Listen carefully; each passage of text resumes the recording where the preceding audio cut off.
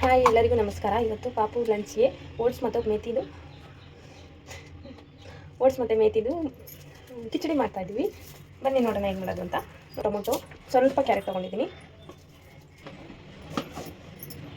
ಒಂದರಲ್ಲಿ ಅರ್ಧ ಮಾತ್ರ ಈರುಳ್ಳಿ ತೊಗೊಂಡು ಸಣ್ಣ ಕಟ್ ಮಾಡ್ಕೊತೀನಿ. ಹಾಫ್ ಟೊಮೊಟೊ,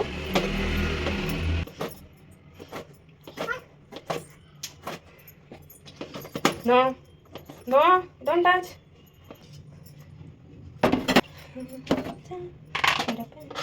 ನೋ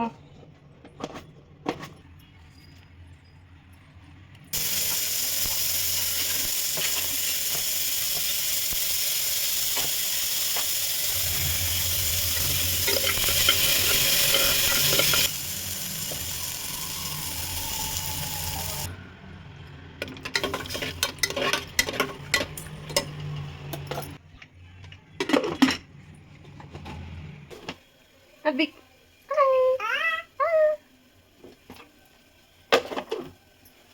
ಏನು ಮಾಡ್ತಿದ್ಯಾ?